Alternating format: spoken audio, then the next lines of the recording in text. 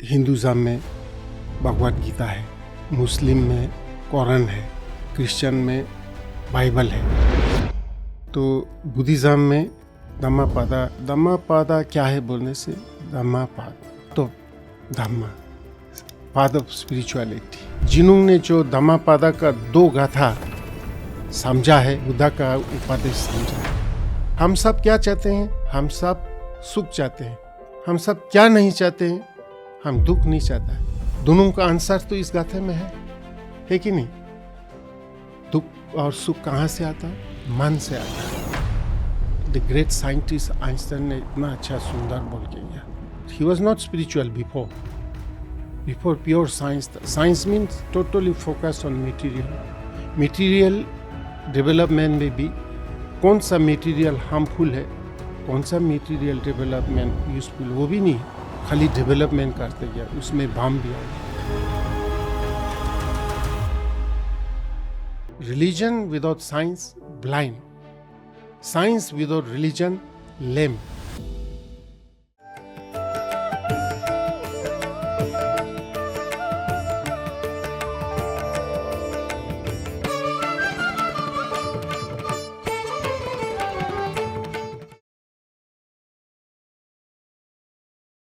नमस्कार, स्वागत है आपका कार्यक्रम गुरु संगम में। दर्शकों, ब्रह्म ऋषि पितामह पत्री जी हमेशा कहते हैं कि हर पिरामिड मास्टर बुद्ध बन सकता है, यानी हम सभी बुद्ध हैं। जिस तरह बुद्ध ने जन जन तक ध्यान को पहुंचाया, उसी तरह हमें भी स्वयं भी ध्यान करना है, स्वयं का उद्धार करना है और साथ ही जन जन तक ध्यान को पहुंचाना है। बुद्ध के मार्ग पर चलने के लिए हमें बुद्ध की टीचिंग्स का पता होना बहुत ज़रूरी है। तो आज के इस एपिसोड में हम आपके लिए लेकर आए हैं बुद्धा जी की टीचिंग्स। जी हाँ, जिस तरह बुद्धा जी ने बात की है अहिंसा पर, करुणा पर, मैत्री पर, इस विषय को गहराई से जानने का हम प्रयास करेंगे। साथ ही उनका जो एक स्क्रिप्चर है, टाइमलेस स्क्रिप्चर जिसे हम कहते हैं धम्मपद, जिसमें बुद्ध के ज्ञान को एनकैप्सुलेट किया गया है, इस विषय पर भी हमने चर्चा की है। और इन सारी बातों पर ज्ञान देने के लिए आज जो गेस्ट हमारे साथ जुड़े हैं वो बहुत ही स्पेशल गेस्ट हैं। इनका नाम है भिक्खु संगसेना जी। ये एक बुद्धिस्ट लीडर है। इन्होंने लद्दाख में महाबोधि इंटरनेशनल मेडिटेशन सेंटर की स्थापना की है। साथ ही न्यू दिल्ली में महाकरुणा फाउंडेशन की स्थापना की है। भिक्खु जी कई तरह के सामाजिक कार्य भी करते हैं। जी हाँ, और भी बहुत कुछ जानेंगे इस कार्यक्रम में उनसे। तो चलिए कार्यक्रम की शुरुआत करते हैं। नमस्ते गुरुजी। नमस्कार। बहुत बहुत स्वागत है आपका हमारे कार्यक्रम में। गुरुजी, कार्यक्रम की शुरुआत करेंगे, लेकिन चाहूँगी उससे पहले अगर कोई प्रार्थना से अगर हम इस कार्यक्रम की शुरुआत करें। जरूर जरूर। बुद्धं शरणं गच्छामि, धम्मं शरणं गच्छामि, संघं शरणं गच्छामि। May all the Buddhas and Bodhisattvas, Devas and Nagas, saints and sages from all the directions of the universe may kindly look at us and shower their blessings upon all of us for the success of our coming together in this beautiful place. गुरुजी, आप Buddhism philosophy का प्रचार प्रसार कर रहे हैं अभी, तो Buddhism की जो टीचिंग्स हैं वो आज की जो फास्ट पेस्ड और मटेरियलिस्टिक जो लाइफस्टाइल हो गई है, जो लोग आजकल के हैं, उनकी लाइफ में कैसे इम्पैक्ट डाल सकती है? इसके लिए सबसे पहले तो हम सभी को ये सोचना होगा, जानना होगा हमारा जीवन का उद्देश्य क्या है। What is the goal of our life, what is the purpose of our life, इसकी बारे में हम लोग सोच विचार करना है। और अगर जब हम ये सब विचार करना शुरू करें तो जल्दी हमको पता हो जाएंगे हमारा जीवन का उद्देश्य है हैप्पीनेस, है कि नहीं? Peace, harmony, happiness. Next question होगा कैसे आते हैं ये हैप्पीनेस, ये पीस कहाँ से कैसे आते हैं? अभी जो present generation, the young generation बोलो, वो लोग ज़्यादा से ज़्यादा वही लोग ये सोचते हैं कि उनका जो सक्सेस हुआ या सुख शांति हुआ वो मटेरियल अचीवमेंट से। जैसे आपके घर छोटा हो तो थोड़ा सा इससे अच्छा बड़ा घर बनाने से आपको शांति सुख आ जाएंगे। आपके पास एक कार है, मारुति कार, नहीं इसको चेंज करके टोयोटा और BMW वो आएगा तो अच्छा होगा। और ड्रेस हुआ सिमिलरली, इसी भावना रहता है। सब लोग यही मान में रख करके खाली मटेरियल के पीछे भाग जाते हैं। ये भूल जाते हैं कि हम लोग खाली शरीर नहीं है, शरीर के पीछे और भी एक है, मन बोल करके। तो जो आप मांग रहे हैं, जो आप जो ढूंढ रहा है, मांग रहा है, ज़्यादा से ज़्यादा ये शरीर के लिए है। अब बाज़ार में जाके देखिए, सुपरमार्केट में जाके ढूंढिए, देखिए, आपको मन के लिए कुछ नहीं मिलेगा, पूरे का पूरा शरीर के लिए मिलेगा। जितने भी रखा है पूरा शरीर के लिए। कोई भी ऐसा एक दुकान नहीं मिलेगा जो मन की शांति के लिए आप कुछ मिले। आप जाके पूछ सकते हैं मुझे क्या करूं, पिछले कई दिनों से मन में शांति नहीं है, कृपया करके मुझे 1 किलो शांति दे दो, पैसा मैं ब्लैंक चेक दे दूंगा, ले लो, बहुत पैसा है मेरे पास। ऐसा कोई 1 किलो शांति भेजने वाला दुकान नहीं मिलेगा। दूसरे दुकान में जाके बोलो मेरे को विजडम नहीं, ज्ञान विजडम नहीं होने के कारण बार बार मैं गलती करता हूँ, और जब जब बार बार गलती करने से बार बार मुझे दुख भोगना पड़ता है। मुझे 2 किलो ज्ञान दे दो, 2 किलो विजडम दे दो, है ना। या दूसरा तीसरे दुकान में जाकर के बोलो मुझे कंपैशन, काइंडनेस का 1 किलो दे दो। मेरे अंदर काइंडनेस नहीं है, कंपैशन नहीं है, तो मैं क्रूअल बन जाता हूँ। जब जब भी मैं क्रूअल बन जाता हूँ तो उसका नतीजा क्रूअल ही होता है। जैसा कर्म वैसा फल।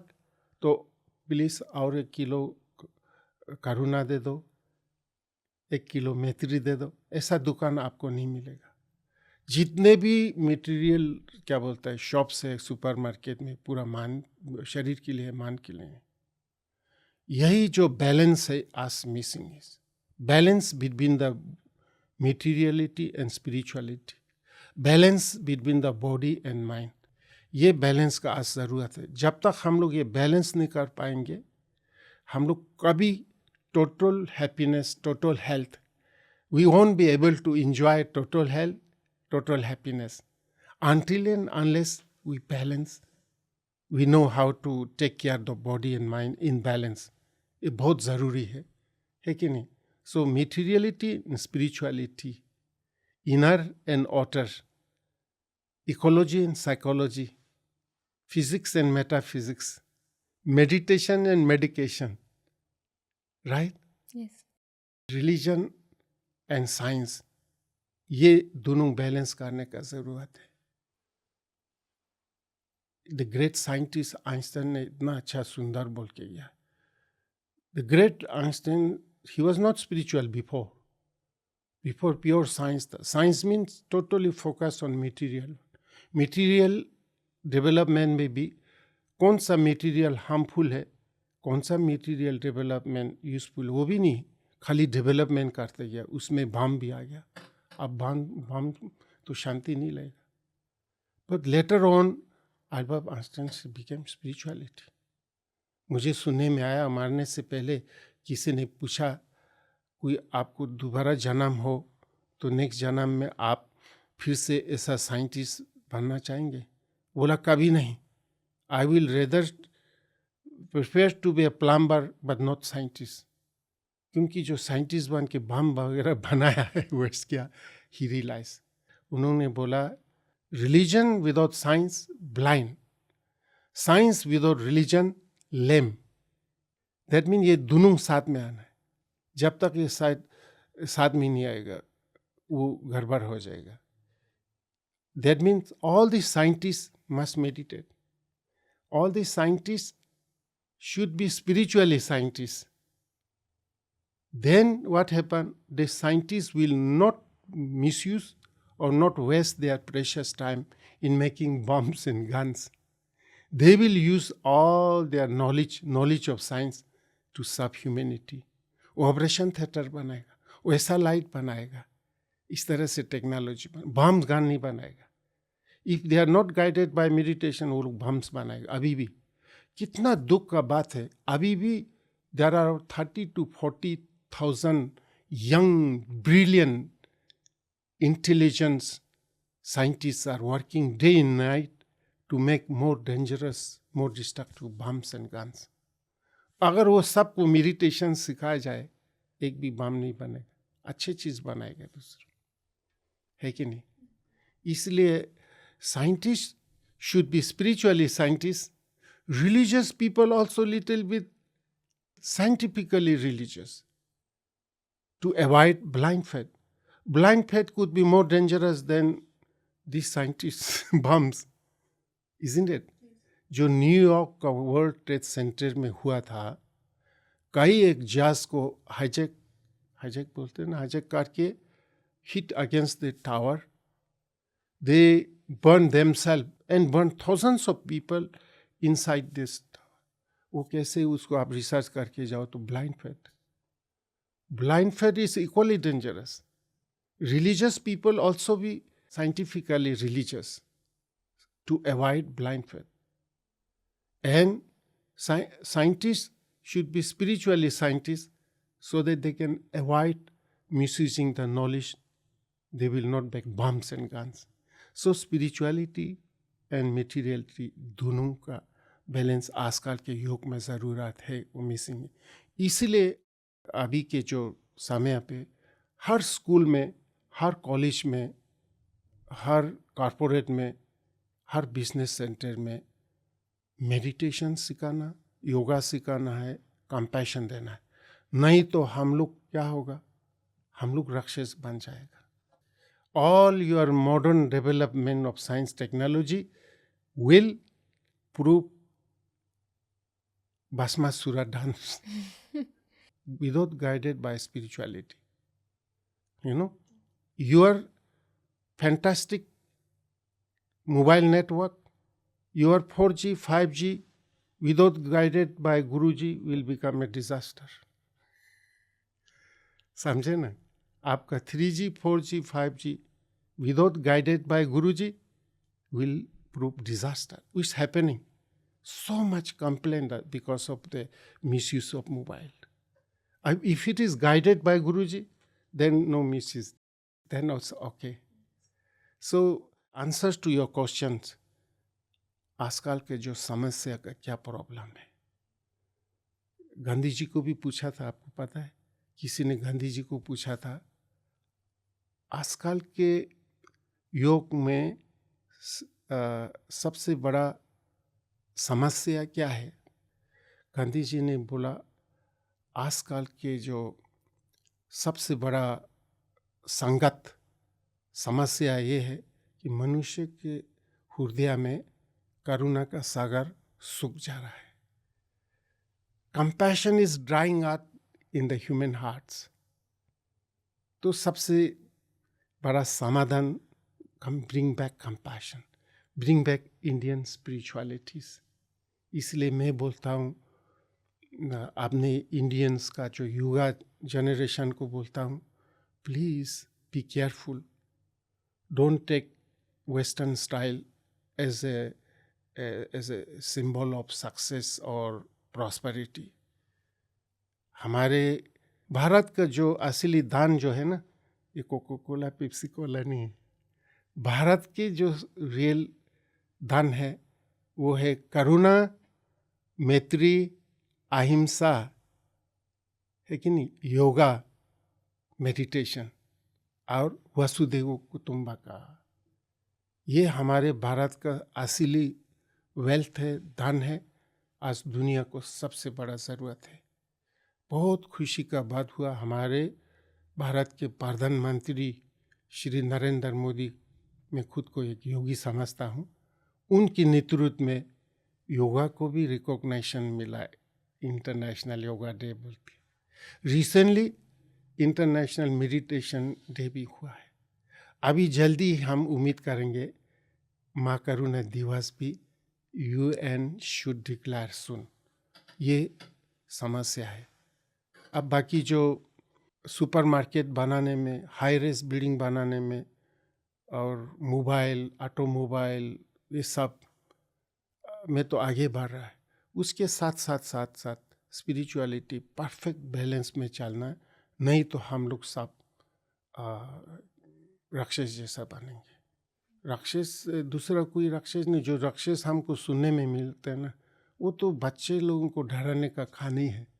असली राक्षस तो हम लोग मनुष्य है लोग है, those who are not guided by spiritual values. First world war कौन किया? कोई घोष नहीं किया, राक्षस ने नहीं किया, भूत प्रेत ने नहीं किया। सेकेंड वर्ल्ड वॉर कौन किया? कोई भूत प्रेत ने नहीं किया, कोई राक्षस ने नहीं किया। अभी जो third war going on without officially declaring, Ukraine Russia के वार में कितने लोग, मिडिल ईस्ट में, गाजा और पैलेस्टाइन में बरसात की तरह बम गिरा रहे, इनोसेंट माताएं बच्चे भी हजारों का हिसाब से मार गया। आपने कहीं सुना कोई भूत प्रेत ने ऐसा किया? घोष ने नहीं किया।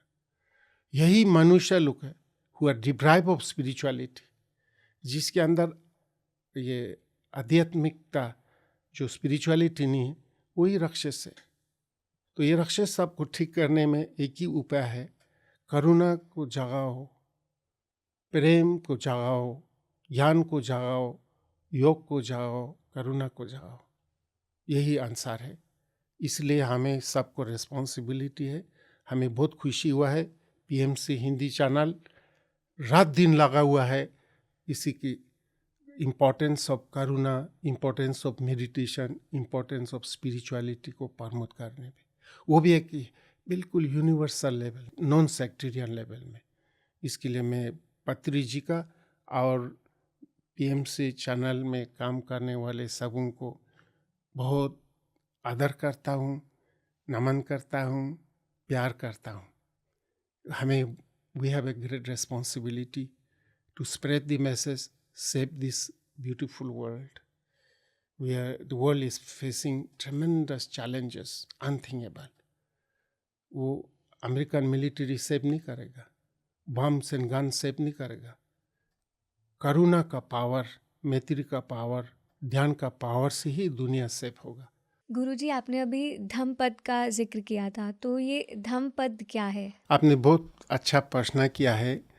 हर धर्म में या हर रिलीजन में कोई इम्पोर्टेंस किताब बुक्स रहते हैं, धम्मा का बुक्स। जैसे हिंदुज़म में भगवत गीता है, मुस्लिम में कुरान है, क्रिश्चियन में बाइबल है। तो बुद्धिज़्म में cannot be compared exactly with others, but something like that Dhammapada. Dhammapada is considered one of the important classical Dhamma books in Buddhism. Dhammapada क्या है बोलने से, Dhammapad mean path of spirituality. Okay जी, उसी का ही path धम्मापादा। इसका कई एक मीनिंग है, बट हमारे लिए इतना बस रहेंगे। तो ये धम्मापाद में क्या है बोलने से, यहाँ पर 423 वर्सेस, उसके अंदर ये वर्सेस भगवान बुद्धा बताए हुए। कहाँ से आया? भगवान बुद्धा ने तो 45 साल कंटिन्यूसली रात और दिन उपदेश देते रहा है। तो हजारों discourse, Buddha is suppose to have given 84,000 Dhamma talks during his 45 years of mission. तो जितने भी उन्होंने धम्मा देशना दिया, वहाँ से कलेक्ट करके sayings different collected from different discourses collect करके ये धम्मापादा का गाथा कलेक्ट किया है, और इसको बोलते धम्मापादा। कुछ एक आप शेयर कर सकते हैं? हाँ, उसमें बहुत ही सुंदर है। मैं फर्स्ट गाथा को बताना चाहता हूँ, इम्पोर्टेंट किस लिए है। मनो पुभंग घमा दामा मनो सेठा मनो माया मनसाचे पादुठेन बासति व करोति व तातोनं दुःखमन्वेति छाया व अनपायनि। सो वेरी फेमस है द 2 वर्सेस। एक्चुअली जिन्हों ने जो धम्मापादा का 2 गाथा समझा है, तो करीब करीब पूरा बुद्धा का उपदेश समझा है। He who understand these two verses, that person have understood almost all the teachings given by Buddha in 45 years. ये दो गाथे में क्या आते हैं? पहले का गाथा में है कि हर चीज़ पहले मन से ही शुरू होता है, हर चीज़ पहले मान जाते हैं और मन में ही शुरू होता है, हर चीज़ मन का बना हुआ है। ये सच्चाई है। ये जो क्रिएशन आप देख रहा है इस रूम में, पहले किसी ने मन में इमेजिन किया, मन में क्रिएट किया है, एक दफ़ा नहीं, हंड्रेड्स ऑफ टाइम्स किसी ने मन में ऐसा एक रूम बनाना है, ऐसा एक स्टूडियो बनाना पड़ के 1000 दफ़ा सोचने के बाद, मन में बनाने के बाद धीरे धीरे फिर मटेरियल शेप में आया। It is impossible for anything in this room to appear like this without somebody imagining continuously, without creating in mind. तो इसलिए कथा में कहते हैं कि हर चीज़ में पहले मन जाता है, हर चीज़ का मन प्रधान है, हर चीज़ पहले मन का बना हुआ है। इसीलिए अगर कोई आदमी खराब मन से बात करे या कर्म करे, उसके पीछे पीछे दुख भोगेगा। जैसे बैलगाड़ी के पीछे वो बैल का जो पाया आते हैं ना, बैल गाड़ी में 2 व्हील होता पाया, और जो उसको हम लोग क्या बोलते हैं, रात बोलता है, काट बोलते हैं, बुलाक काट। वो बुलाक काट हो, वो बुल के ये गार्डन में बांधा हुआ है। इसीलिए ये गाय दोनों या बुल जहाँ भी जाओ उसके पीछे पीछे ये व्हील आएंगे। अगर ये गाय दोनों भाई गया तो व्हील भी भाई आएंगे, गाय दोनों दाने आया तो व्हील भी दाने आएंगे, उसके पीछे आएंगे, छोड़ेगा नहीं। ऐसे ही माफिक कोई आदमी खराब मन से बात करे, काम करे, उसके पीछे पीछे दुख आएगा। समझे ना? पहला गाथा आप सुने। दूसरा गाथा सेम है। हर चीज़ में मन प्रधान है, हर चीज़ में मन पहले जाता है, हर चीज़ मन का बना हुआ है। इसीलिए कोई आदमी प्योर माइंड, शुद्ध मन से बात करे, काम करे, उसके पीछे पीछे सुख आएंगे। जैसे आपके छाया, जहाँ भी जाओ छाया आपको नहीं छोड़ेगा, आपके साथ ही आएगा। जब तक आप है, छाया भी आपके पास आएंगे। समझे? आपके पीछे पीछे सुख आएंगे जैसे आपके छाया है।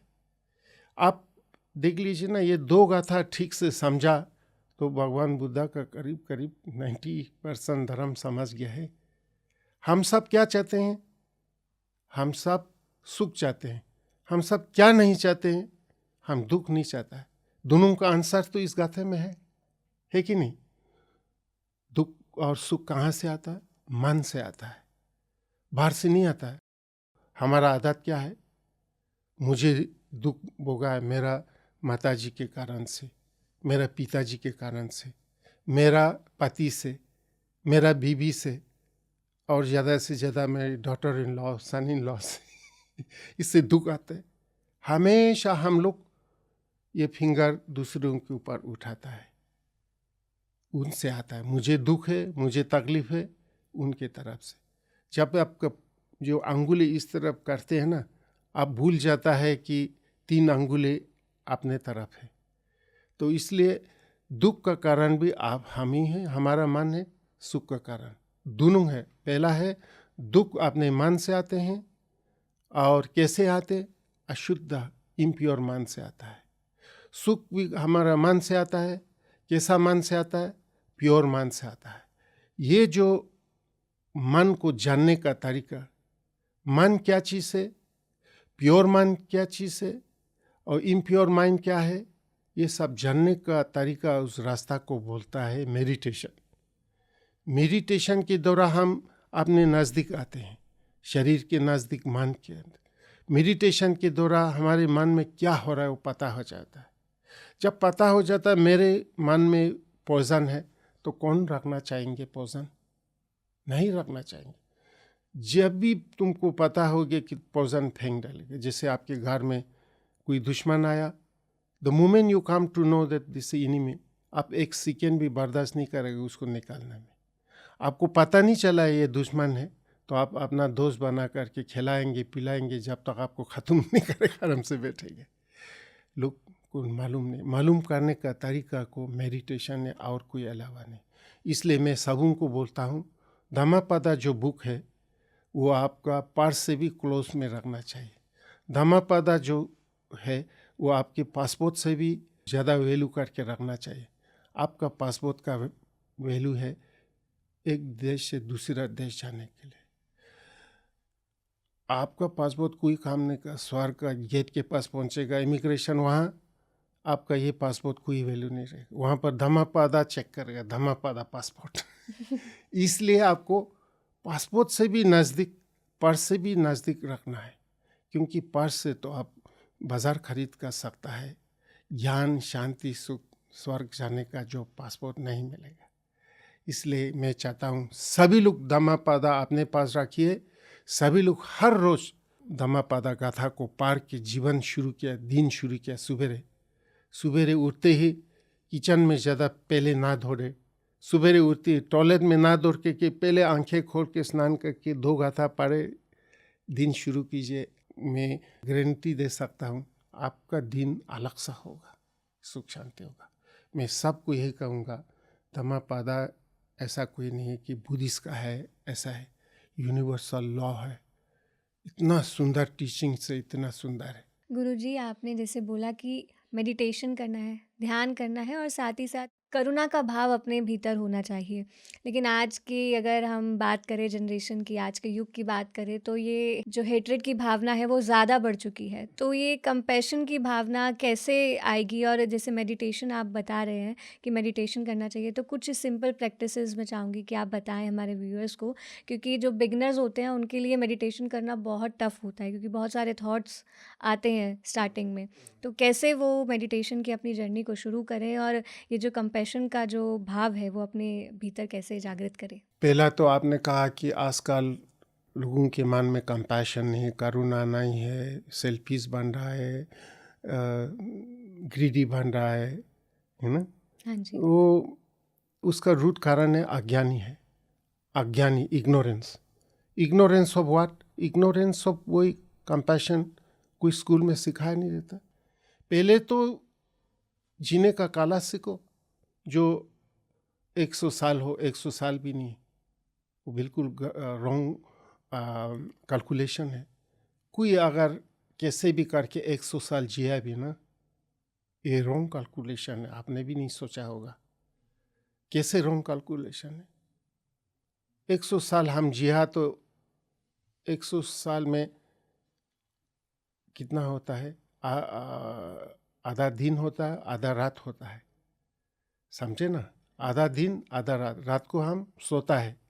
जो जिंदगी नींद में बिताते हैं वो मुर्दा जैसा ही है, मारा हुआ जैसा है, सेमी डेड है कि नहीं?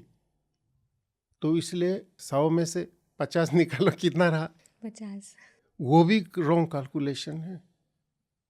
बच्चे, छोटे बच्चे देखने में तो बहुत सुंदर लगता है, क्यूट, सो नाइस, बता क्या नहीं अनकॉन्शियस को बुराई अच्छाई क्या है कुछ पता नहीं।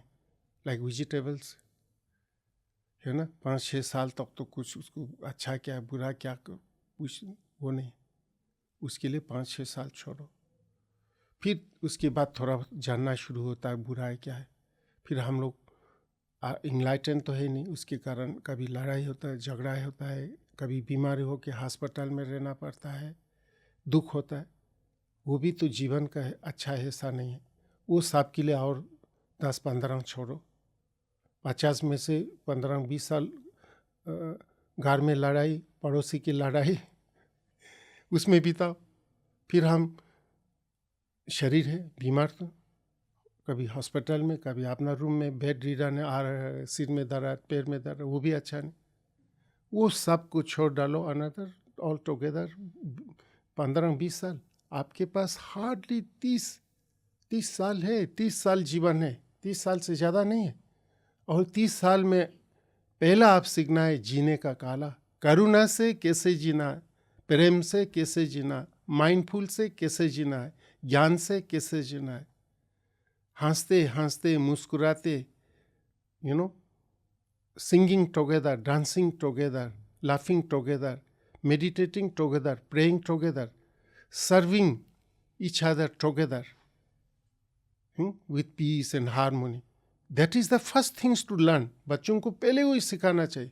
वो तो बच्चों का लिस्ट मिलेगा नहीं, लास्ट में भी नहीं. आजकल का जो युग है वो और जल्दी सीख सकता है, क्योंकि कन्वीनियंस जो एग्जाम्पल है आजकल और अच्छा है, वो है.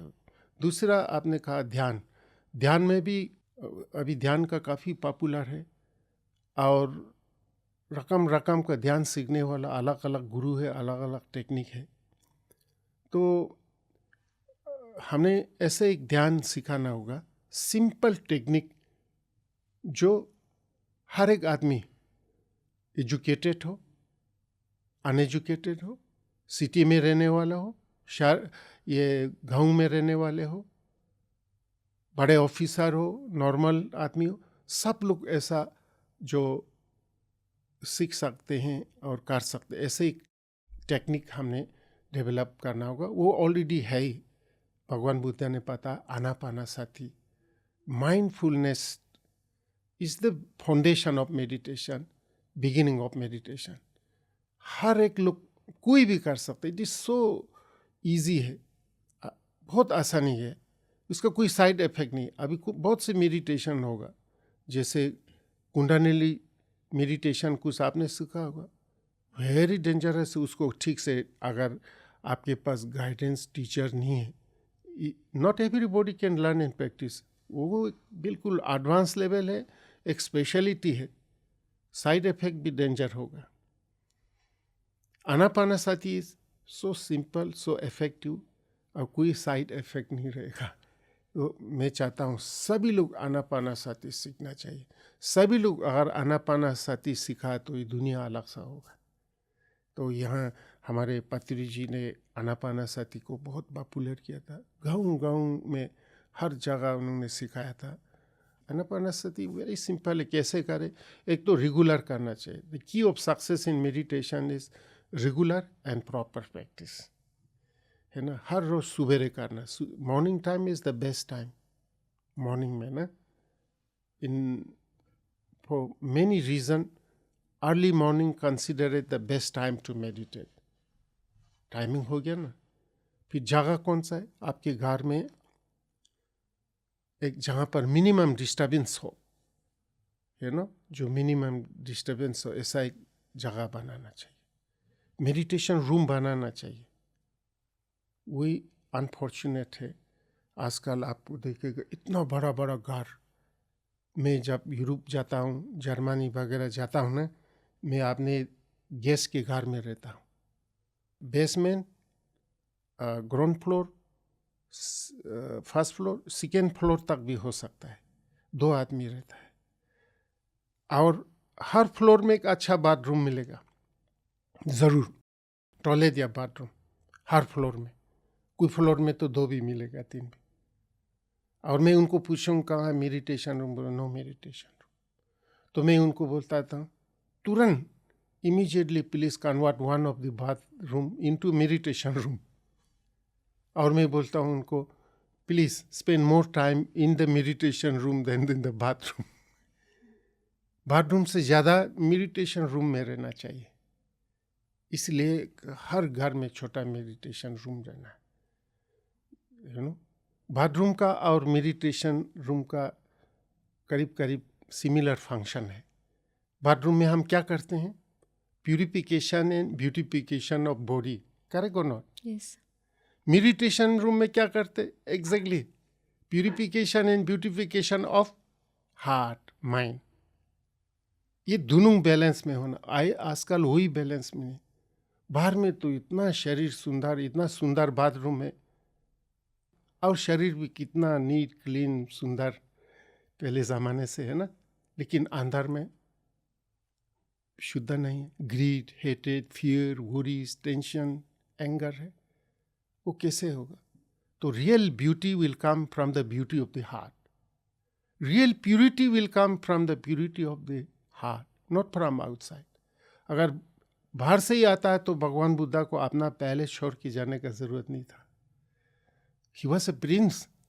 उनके पास क्या नहीं था बुद्धा के पास? समर के लिए एक पैलेस अलग सा बना दिया, विंटर के लिए पैलेस अलग सा बनाया था, रेनी सीजन के लिए अलग बनाया था. पूरा वर्ल्डली प्लेजर में डूबा था. लेकिन मन की शांति, मन की ब्यूटी वहाँ से नहीं मिला है. समझे ना? तो जब आपके if your heart is full of beauty, your heart is decorated with the ornament of love and compassion, you are going to be the most beautiful. अगर आपका बाहर में बहुत सुंदर कपड़ा अच्छा है, अंदर में पूरा ग्रीड हेटेड है, तो nobody will love, nobody will respect. कर नहीं सकते. इसलिए इसका मतलब नहीं है कि दूसरा एक्सट्रीम में नहीं जाना है. इसका मतलब नहीं है कि काल से हम लोग स्नान करना बंद करें, शीशा में देखना बंद करे, है ना, और बुद्धा के जैसा कहीं जाके पेट के नीचे बैठ जाए. नहीं, वो नहीं. ये balancing, beauty from inside, beauty outside, purity inside, purity outside, ये बैलेंस ज़रूरत है. इसके लिए हर रोज़ सुबेरे मेडिटेशन करना है. एक मेडिटेशन रूम बनाना है और रूम में और कुछ नहीं रखना. कोको कोला, पेप्सी कोला उधर नहीं पीना है. वहाँ कुछ ही नहीं रखना है. प्योर क्लीन साफ रखना है. अगर चाहे तो आप आपका गुरु हो, बुद्धा हो, कोई भी आपके गुरु जो आप फेथ है, उसका एक पीसफुल लुकिंग इंस्पिरेशन. और बुद्धा का जैसा मूर्ति और आपको नहीं मिलेगा इतना पीसफुल. एक पीसफुल रह के उनको थोड़ा रेस्पेक्ट करके ध्यान करना. ड्यूरेशन आप 10-15 मिनट से शुरू कर सकते हैं, धीरे धीरे आगे बढ़ाओ. Very important. और हफ्ते में थोड़ा ज़्यादा करो. संडे को जिस दिन आपको छुट्टी मिलेंगे तो थोड़ा ज़्यादा, और महीने में और ज़्यादा, और साल में 1-2 दफ़ा group meditation, 3 days, 4 days, 5 days, एक residential intensive meditation under the guidance of a good meditation teacher. That's important. Initially to have a guidance from a good meditation teacher is important. फिर बाकी तो अपने आप, जब आपने शुरू कर दिया तो अपने आप बढ़ते जाएंगे. अपने आप थोड़ा बहुत टीचर्स आएगा, थोड़ा बहुत आपने as a result of your own practice आगे बढ़ते बढ़ते जाएंगे. और इसी जीवन में इनलाइटनमेंट मिलना चाहिए. Enlightenment should never be postpone for next life. हमारे भारत विचित्र देश है. यहाँ बड़े बड़े बुद्धा, महावीर, रामा, कृष्णा, बड़े गुरु भी हुआ, अभी भी है. लेकिन बहुत से लोग ऐसे उटपटांगा टीच भी करते हैं. बोला आपको इंलाइटन पाने के लिए जन्म जन्म जन्म और लेना पड़ेगा. कोई तो ऐसा उटपटांगा करेंगे कि वुमेन, लड़की लोग इंलाइटन में ही नहीं हो सकता है. वुमेन लोग प्रेयर करना पड़ेगा, अच्छा काम करना पड़ेगा. किसके लिए? नेक्स्ट जन्म में मैन के रूप में जन्म करने का. तब जा कर के हम ऐसे चीज़ों को मैं बोलता हूँ नॉनसेंस. इंलाइटनमेंट के बारे में स्पिरिचुअलिटी से मेल फीमेल का प्रश्न क्या है? हम सब शांति चाहते हैं, हम सब ज्ञान चाहते हैं, सब मुक्ति चाहता है. इसमें मेल फीमेल का लेने का ज़रूरत ही नहीं. तो सभी लोग, खासकर आजकल के युग में, if you are able to use science technology for enlightenment purpose, you can become enlightened much faster than before because the convenience. पहले ज़माने में बहुत मुश्किल होता था कोई किताब मिलना, गुरु के पास जाना, ऐसा. आजकल सब कुछ because of this science technology, you know. अब देखिए गूगल में सब गुरु मिलेगा, टीचिंग्स मिलेगा, जाने का भी ज़रूरत नहीं है कि नहीं. Lot of conveniences there. अगर if you know how to use technology, science. We are the most fortunate human beings in the history of mankind if you know how to utilize all the material means for your inner growth and spirituality. I really pray and hope that our people don't get lost by material world. They look at the spirituality and get enlightened. Enlightenment is the highest things. not promotions, not money, not all this bigger cars and bigger house. Enlightenment हुआ तो पूरा you are the richest man in the world is enlightened. गुरुजी अभी आप Buddhism philosophy का प्रचार प्रसार कर रहे हैं, तो मैं आपकी स्टोरी के बारे में जानना चाहती हूँ कि आपकी स्पिरिचुअल जर्नी कैसे शुरू हुई? और अगर आप हमें कोई ऐसी इंस्पायरिंग स्टोरी सुनाएँ अपनी लाइफ़ से जुड़ी, जिसमें बुद्धिज़्म की टीचिंग्स के थ्रू आपकी लाइफ़ में ट्रांसफ़ॉर्म आया हो? आपने ये बहुत ही अच्छा प्रश्न पूछा है कि मेरे जीवन में बुद्धा धम्मा, बुद्धा का जो टीचिंग्स है वो कैसे इन्फ्लुएंस किया है, उनसे क्या सीखा है, और बुद्धा धम्मा सीखने के बाद मेरे अपने जीवन में क्या तब्दीली, क्या चेंजेस, क्या परिवर्तन आए हैं.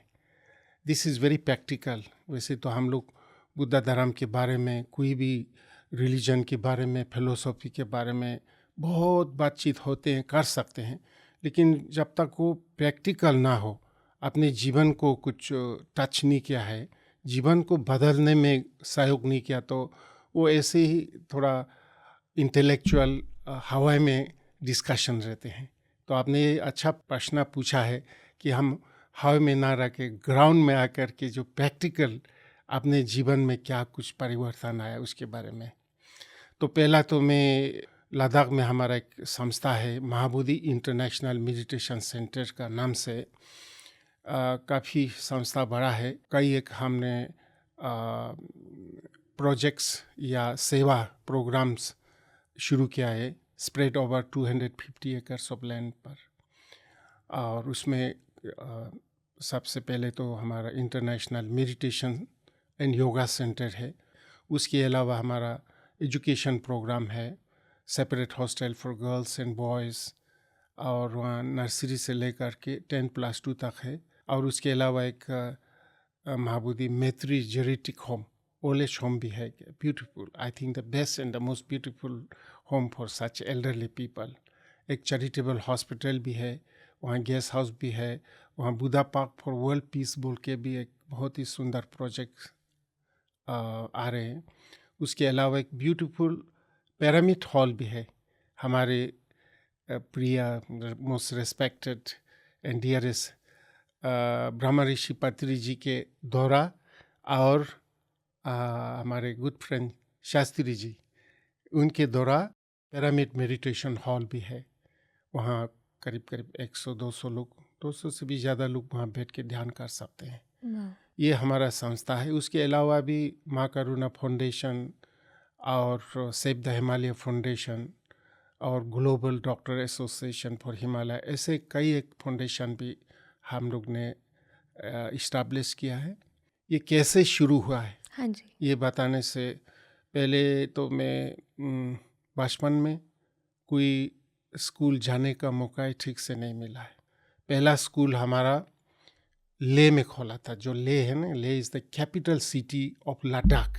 Ladakh is a province.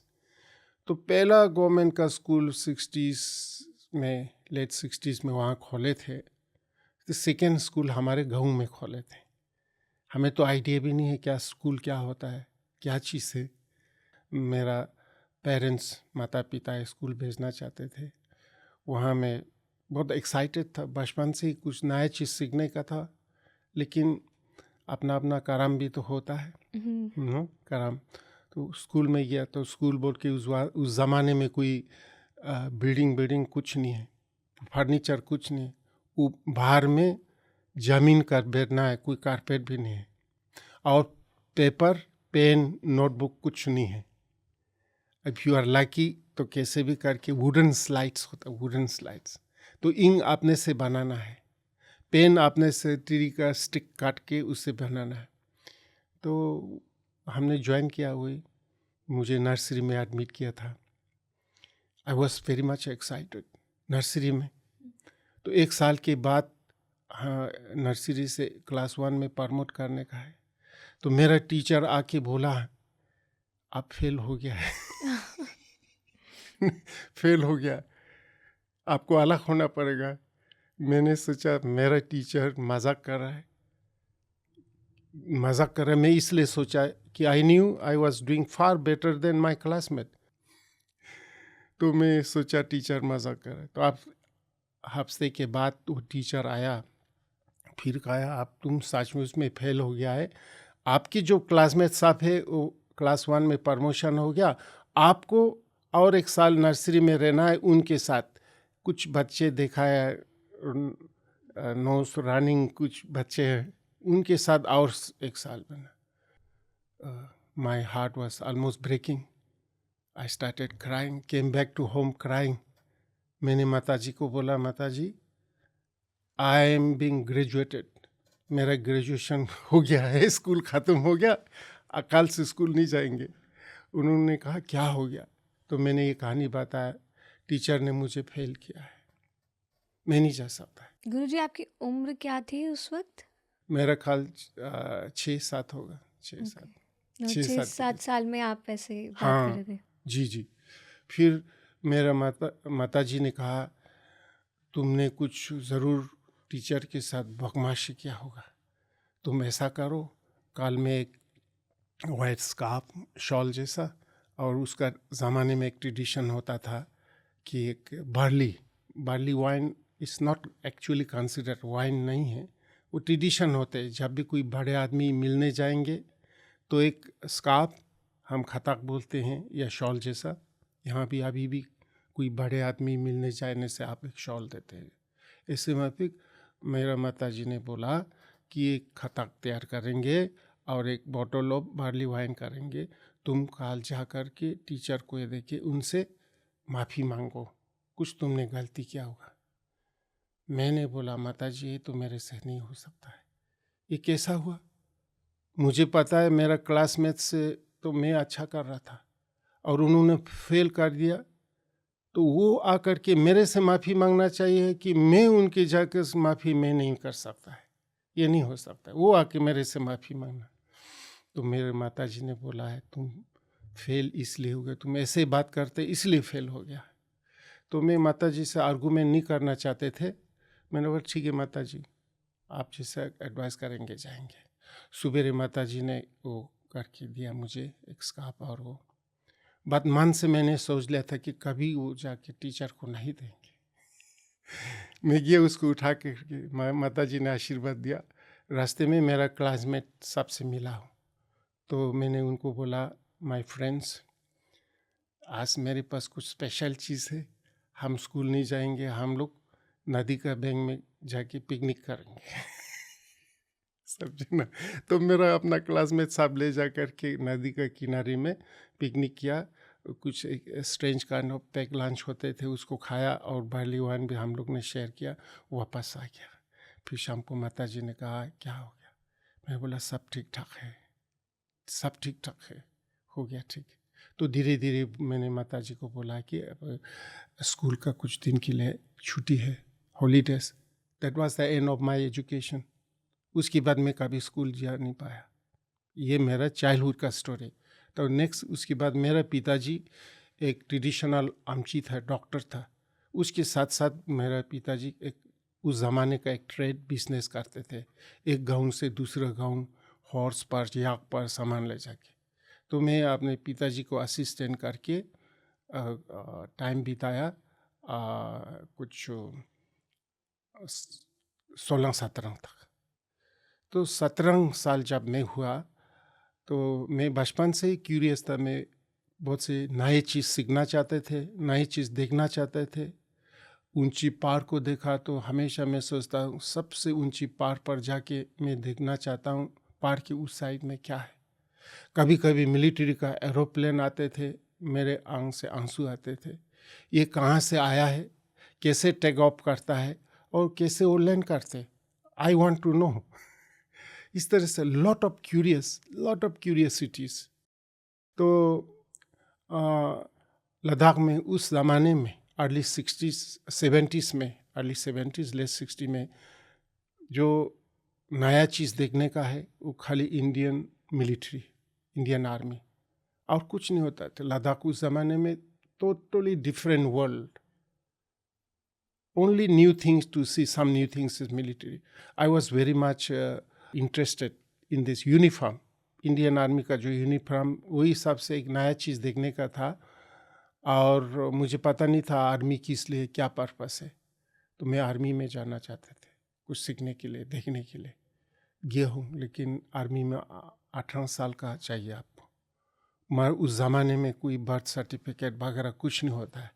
कुछ डॉक्टर्स थे जो नॉर्मल एग्ज़ाम लेने में, उन्होंने मुझे पूछा तुम 18 साल नहीं लगता है, 18 साल है क्या? मैंने बोला 18 साल हो ना हो मैं अपना ड्यूटी देश के लिए कर सकता हूँ सर।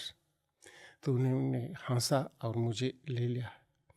बाद में पता चला कि मेरे से भी जो तकड़ा लंबा तकड़ा खट्टा रिजेक्ट किया, मेरे को ले लिया। I was the smallest fellow in the platoon, my gun was taller than me. सभी लोग मुझे बहुत प्यार करते थे, छोटे बच्चे के जैसा। तुम जल्दी बड़ा हो जाओ, खाना थोड़ा ज़्यादा थे तो खाओ इस तरह से ही बोलते थे। तो मिलिट्री में जो सबसे अच्छा चीज़ मैंने सीखा है डिसिप्लिन एंड देशभक्ति। 4 साल मैंने सेवा किया आर्मी में, जो अभी गलवान वैली में इंडिया चाइना बॉर्डर में रिसेंटली कॉन्फ्लिक्ट हुआ था, टेंशन हुआ था, उस एरिया में भी मैंने सर्विस किया। जो कारगिल वॉर हुआ था, छोरबाड़ी ला वगैरह, वहाँ भी मैंने सर्विस किया, 4 साल सर्विस किया।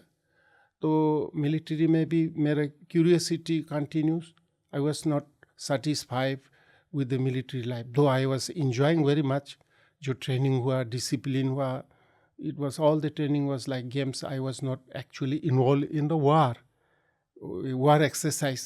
exercise में तो अपना भाई लोग को आधा पाकिस्तान आधा इंडिया बन के फाइट करने देता है। फाइटिंग में असली बंदूक नहीं चलाता है, पटाखा चलाते हैं it is called war exercise.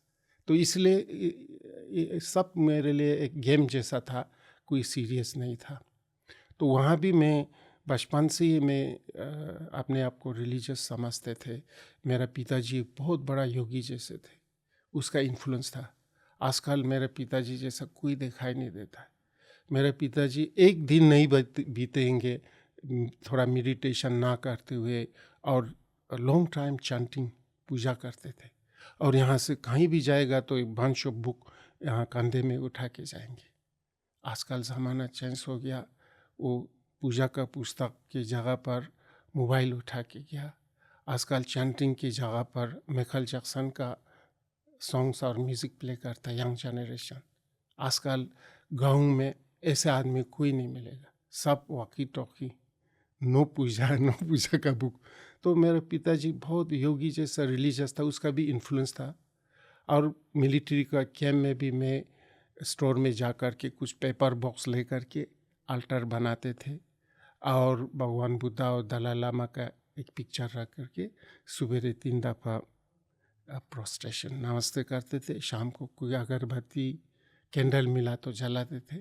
और मैं अपने आप को समझता हूँ मैं सबसे अच्छा बुद्धा का चेला हूँ वो थे भी था उस लेवल में। दूसरे लोग मेरे से मजाक करते थे, भाई तुम तो मिलिट्री में सोल्जर हो, कोई साधु नहीं है।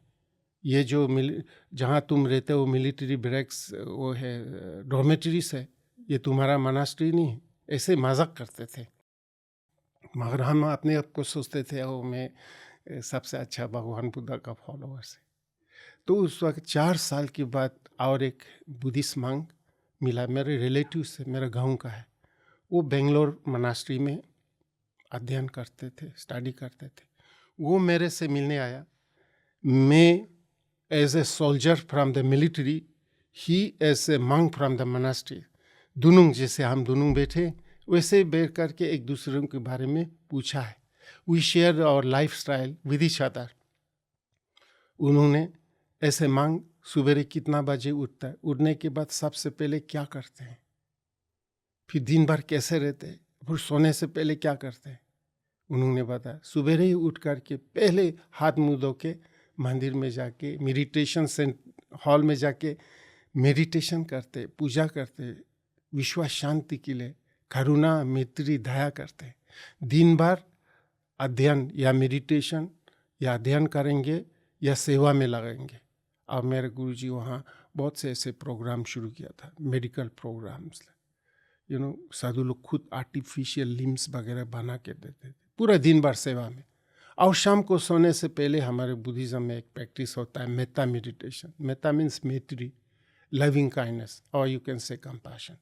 सोने से पहले जितने भी मनुष्य और प्राणी है ये पृथ्वी पर और यूनिवर्स में, पूजा करते थे, अच्छा हो, उनका भलाई हो।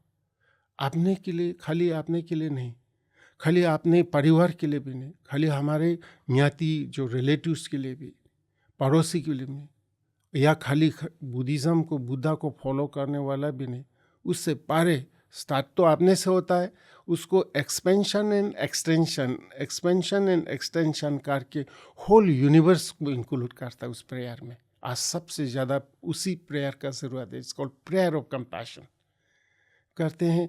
जो जितने भी लोग हैं, मनुष्य हो, प्राणी लोग है, प्लांट्स जो पेड़ पौधे सब भी, चाहे नज़दीक में हो, दूर में हो, छोटे हो, बड़े हो, आँख से देखने का हो, ये जो आँख से नहीं देख सकते ऐसे प्राणी हो, जमीन के अंदर रहने वाले प्राणी लोग, पानी के अंदर रहने वाला प्राणी लोग, जमीन के ऊपर चलने वाला प्राणी लोग, और आकाश में रहने वाले प्राणी लोग, जितने भी प्राणी लोग, उस सब का मंगल हो, सबका कल्याण हो, सभी लोग स्वस्थ रहे, सभी लोग सुरक्षित रहे, सबका मंगल हो। इस तरह से एक सुंदर सा प्रेयर होता है। वो प्रेयर करके सोते हैं। तो मैंने उनसे सुना है। फिर मैं अपने आप को कंपेयर किया। हम मिलिट्री में सवेरे उठकर क्या करते हैं, आंखें खोलती ही हमारे मन में ये आता है मेरा बंदूक कहाँ है। कभी कभी तो हम बंदूक के साथ सोता है। बॉर्डर में जब टेंशन होगा ना, स्लीपिंग बैग के अंदर बंदूक के साथ सोता है। तो हमको वहाँ पर इस तरह से सवेरे उठ कर के मेडिटेशन हॉल में जा कर के मैत्री करना शांति के लिए नहीं सिखाया। हमें सिखाया जाता है कैसे बंदूक चलाना है, कैसे बम फेंकना है, कैसे चाकू मारना है कि नहीं, और कैसे दूसरों को मारना है, हाउ टू किल अदर्स। अगर आपके हाथ में कोई बंदूक नहीं है, चाकू भी नहीं है, आपका दुश्मन सडनली आपके सामने आ गया, आपके पास समय नहीं उधर जाकर के बंदूक पिकअप करने के लिए। ऐसा सिचुएशन, ऐसे अवस्था में हम लोगों को सिखाया जाता है कि अपने जो चेहरा है इतना भयानक बनाओ, जितना भयानक हो सके। Make it as horrible as you can, the face as ghostly as you can. और आवाज़ निकालो, इतना खराब आवाज़ नहीं कर सकते, ताकि वो दुश्मन का जो मोरालिटी थोड़ा डाउन कर सके। फिर हाथ को ऐसे पकड़ो, यहाँ से ट्विस्ट करो, यहाँ से किक मारो, गला इससे ट्विस्ट कर। तो इस तरह से हमें ट्रेनिंग दिया जाता था। कोई मेडिटेशन, कोई मैत्री, कोई करुणा नहीं होते थे। और रात को सोने से पहले भी इस तरह से मैत्री नहीं होता था। सोने से पहले एक पैक मिला, पैक बोलता है, दारू देता है थोड़ा थोड़ा मेडिसन का रूप में। तो इस तरह से जब मैंने अपने जीवन को वो साधु के साथ या वो बुद्धिस्ट मांग के साथ कंपेयर किया, तो मैं अपने को रोने को जैसा आ गया। तुम सुअर अपने को भगवान बुद्ध का बहुत बड़ा चेला मानता है, तुम्हारा लाइफस्टाइल क्या है? देखो साधु का लाइफस्टाइल क्या होता है। तुम तो यहाँ हर रोज सफाई करने में लगा है, मनास्ट्री में अपने मन को सफाई करने में लगा था। मेडिटेशन बोला तो अपने मन को सफाई करना। हमें भी मिलिट्री में भी सफाई करना सिखाता है। क्या सफाई? मन के नहीं, बंदूक। डेली बंदूक को सफाई करके ठीक रखना है। पता नहीं कब क्या होगा, कब बंदूक को यूज़ करना पड़े, इसलिए बंदूक बिल्कुल साफ करके। So we were train to clean the guns in army, okay. और बुद्धिस्ट मॉनेस्ट्री में we were train to clean the minds. तो मुझे आपने को रोने को आया। फिर मैंने बोला, भाई, is it too late for me to quit this and come to your monastery? मैंने इसलिए पूछा कि देर तो नहीं हो गया। मैं अपने बचपन में देखा हूँ, जितने भी लद्दाख में साधु बनते हैं ना, मांग्स, बचपन में पेरेंट्स लोग, माता पिता एट द एज ऑफ 5, 6, 7 में ऑफर करता है। मैंने कोई देखा नहीं 20 साल के बाद कोई मांग्स बनता है। तो मैंने इसलिए पूछा कि मैं ज़्यादा बुढ़ा तो नहीं हो गया क्या? Is it okay? वो बोला है कि जो मंदिर का द्वार है, गेट है, gate of Dharma is always open for everybody, regardless of any age, as long as you are serious. मुझे इतना खुशी लगा, तुरंत उनके साथ बैठ करके एक चिट्ठी लिखा उनका गुरु को, मैं ऐसा एक आर्मी में सोल्जर हूँ, आपके पास आके आपके चरणों में बैठ करके मैं दीक्षा लेना चाहता हूँ और एक भिक्षु बनना चाहता हूँ। उन्होंने खाली 2 लाइन लिखा, if you are serious you are welcome. तो तुरंत छोड़ करके गया मैं, छोड़ करके फिर भिक्षु बना, उधर मनास्ट्री में पहुंचा। जब मनास्ट्री में मैं पहुंचा और मेरा गुरु से मिला, मुझे ऐसा एक अनुभव हुआ कि ऐसे कि जंगल में मेरा रास्ता गुम हो गया और मैं भटकता रहा जंगल में लॉन्ग टाइम। आखिर में मुझे रास्ता मिल गया बाहर आने का। तो आप समझ सकते हैं उनके मन में कितना शांति, सुरक्षित महसूस होगा जब रास्ता मिल गया। तो ऐसे ही मुझे फीलिंग आया। और उससे भी अच्छा उदाहरण ये होगा, हमारे इंडियन मूवीज़, बहुत से इंडियन सिनेमा में आपको देखने को मिलेंगे। बचपन में छोटा बच्चा है 3-4 साल का, 5-6 साल का, और माता पिता के साथ क्राउड में, भीड़ में बिछड़ गया, बोल के ना क्या बोलते हैं, बिछड़ गया, अलग हो गया, सेपरेट हो गया, लॉस्ट, अब नहीं मिला, लॉस हो गया। और 10 साल हो गया, 15, 20, 25, 30 साल हो गया। माँ बाप को पता नहीं कि उसका बच्चा जिंदा है कि कुछ क्या हो गया। उस बच्चे को भी पता नहीं कि उसका माँ बाप जिंदा है कि कहाँ है। इस तरह से 10, 15, 20, 25, 30 साल हो गया, 30-40 साल। 30-40 साल के बाद ऐसा एक दिन आता है, ऐसा एक समय आया, वो लोग मिला है, एक दूसरों को पहचाना, ये मेरा बाप है, ये मेरा माँ है, और माँ बाप ने पहचाना ये हमारा बच्चा है।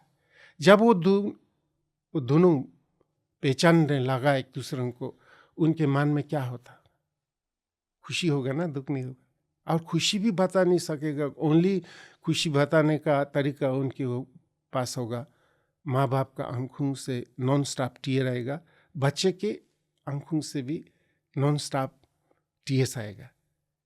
वो टीयर्स क्या है, 2 किस्म का टीयर्स होता है। एक तो दुख का टीयर्स, रो रो करके, दुख दे करके, है ना, और एक टीयर्स होगा खुशी का। मुझे भी करीब करीब ऐसा ही महसूस हुआ जब मनास्ट्री में पहुंचा और मेरा गुरुजी से मिला है, इतना खुशी हुआ। तो वो जो अनुभव मुझे हुआ खुशी, उससे मुझे करीब करीब क्लियर हो गया कि पिछले जन्म में भी मैं एक भिक्षु था, मांग था, और जो बचपन से मेरे अंदर प्रश्न था, मैं वो पहाड़ के ऊपर चढ़ करके देखना चाहता हूँ उसके पीछे क्या है। और हजारों प्रश्न आते थे, भाई इस दुनिया में एक ही चंद्रमा क्यों है, एक ही सूर्य क्यों नहीं, 2 क्यों नहीं, और अलग अलग किस्म का, कोई इंटेलिजेंस है, ज्ञानी है, कोई इतना मूर्खा है क्यों है, इसके पीछे कौन है, कोई बहुत सुंदर है, कोई नहीं है, कोई गरीब है, कोई अमीर है, कोई लंबा है, कोई छोटा है। इस सेम पेड़ पौधे को भी, एनिमल लोगों में भी एक प्रश्न आता था, पेड़ छोटा सा बीज से बड़ा होता है, इस तरह से बड़ा होता है, फिर स्टॉप हो जाता है, ये क्यों स्टॉप होता है, वाई नॉट कंटिन्यू। इस तरह से 1000 प्रश्न मेरे अंदर आता था जब मैं आर्मी में सेवा करते समय, और किसी दूसरों को मैं पूछने का कोशिश करता था। जब भी मैं इस तरह से प्रश्न पूछूं मेरे कलीग से, वो लोग मेरा मजाक उड़ाता था, वो लोग सोचते थे इसका दिमाग खराब हो गया, दिमाग ठीक नहीं है। तो मैं किसी को भी पूछ भी नहीं सकता। कभी कभी चाइना बॉर्डर में, पाकिस्तान बॉर्डर में एक ड्यूटी होता है ऑब्जर्वेशन पोस्ट में, वहाँ पर अकेला बैठना है, 2 आदमी नहीं बैठना है। 2 आदमी तो बात करते करते इनिमी उस तरफ से ऑब्जर्वेशन करना है ना, वो नेग्लेक्ट होने का चांस है, दोनों बात करते घुसी गप्पे मार के, इसलिए अकेला जाना 2-2, 3-3 घंटे के लिए। खासकर मेरा जब ड्यूटी लगता था तो मैं अकेला हूँ, आकाश में देखते थे पीस ऑफ वाइट क्लाउड, ये क्लाउड कहाँ से आता है और कहाँ जाता है ना, और इस दुनिया के पीछे ये who is behind this creation, तो आंख से आंसू ही आते थे, क्योंकि मैं किसी को प्रश्न पूछ नहीं सकते थे। ऐसा मेरे अंदर 1000 प्रश्न आते थे। जब मैं अपने बौद्ध विहार में पहुंचा, गुरुजी से मिला, तो मुझे ये पता हुआ वही मैं ढूंढ रहा था। जहाँ पर मैंने जो धागा छोड़ा ना, थ्रेड छोड़ा था लास्ट, वही मैं ढूंढ रहा था। Now I have come back to home. तो बहुत खुशी हुआ। फिर मैं गुरुजी के साथ बैठ के अध्ययन किया, और बाद में मुझे सरप्राइज ही हुआ, मेरा गुरुजी भी आर्मी में सर्व किया था before becoming monk. Okay. And that time he was a officer, है ना, मैकेनिकल इंजीनियर था, मैं सोल्जर था। और that time British India army, before India independent. So उन्होंने भी बहुत दुख भोगा। He was involve in second world war, युद्ध में था। तो ही so much bloodshed, killing the Japanese soldiers, how the Japanese soldiers were making the people to dig their own graveyard before they are killed. वो मरने से पहले अपने आप अपना अपना वो क्या बोलता है, ग्रेवयार्ड को खोदना है, खुद के लिए खोदना है। जब पूरा खोदने के बाद वो लोगों को लाइन में बैठाया जाता था, फिर मार देते थे। ऐसे देखा तो मेरे गुरुजी को इतना शौक हो गया। He decided to quit the army life along with one British army. British एक ऑफिसर के साथ दोनों ने छोड़ा। और उस ज़माने में इंडिया में बुद्धिस्ट बिल्कुल नहीं। बुद्धिज़्म भारत में जन्म हुआ था, भारत से पूरा दुनिया में फैला था। It started with the light of Bihar, Buddha गया, लाइट ऑफ बुद्ध गया, लाइट ऑफ बिहार, फिर उसके बाद लाइट ऑफ इंडिया बना, उसके बाद लाइट ऑफ एशिया बना है, अभी लाइट ऑफ द वर्ल्ड बना है। Today the fastest growing religion in the western countries Buddhism, so it has become a light of Buddha. लेकिन कि अनफॉर्चुनेटली कुछ सालों के बाद बुद्धिज्म डिक्लाइन हो गया, डिसअपीयर हो गया। जब मेरा गुरुजी ढूंढ रहा था, कोई नहीं मिला, तो ही वेंट टू रामाकृष्ण आश्रम बेलूर मठ में। वहाँ स्वामी बना हुआ था। स्वामी बनने के बाद उन्होंने कुछ अध्ययन किया, कंपैरेटिव स्टडी बोलते हैं ना। जब उन्होंने बुद्धिज़्म को स्टडी करना शुरू किया, खासकर जो धम्मापदा उनके हाथ में पहुंचा, तो he felt strongly he was a Buddhist monk in previous life. So he went to Sri Lanka, got reordained as a Buddhist monk, became a great Buddhist monk. He comes from a very noble Bengali Brahmin family, Banerjee family. The highest, unfortunately or fortunately, don't know, India is full of castes. Brahmins considered the highest caste, isn't it? Do you know, among the Brahmin also have castes. The Upadhyaya Brahmin is the highest one. उससे ऊपर कोई नहीं है, उसके ऊपर शायद देवा होगा, उसके नहीं। तो my Guru comes from the Brahm Upadhyay family. He already knew Sanskrit so well, he was brought up by the religious family so much. तो ऐसा हुआ, तो मुझे लगा कि हमारा जो गुरु का कनेक्शन चला है ना, वो इसी जन्म का नहीं, पहले जन्म का कनेक्शन भी। मेरा गुरु जी तो ध्यान करके थोड़ा सा पास लाइफ के बारे में भी थोड़ा बहुत देख सकते थे।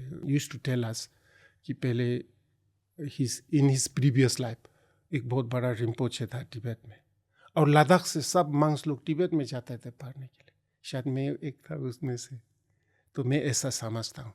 जी गुरुजी, बहुत ही अच्छी जर्नी आपने अपनी बताई कि कैसे, मतलब आप जैसे अंदर से जो सवाल आ रहे होते हैं, जैसे हम इनर कॉलिंग भी बोलते हैं, तो वो सवाल हमेशा से आपके मन में थे, और जब वो आपके दोस्त आपको, जो वो मंक आपको जो मिले, तो वहाँ वो आपको सारे सवालों के जवाब मिल गए, और आप आर्मी से मंक की ओर जर्नी की ओर आगे बढ़ गए। तो बहुत अच्छा लगा आपसे आपकी जर्नी जान के, साथ ही जो बुद्धा की जो टीचिंग्स है, कैसे हम उन्हें अपने जीवन में अप्लाई कर सकते हैं, कैसे उन्हें अपने जीवन में धारण कर सकते हैं, और अपनी जो आध्यात्मिक यात्रा है उसमें आगे बढ़ सकते हैं, ये सब आपने बताया, और कार्यक्रम में आप आए, आपका बहुत बहुत धन्यवाद।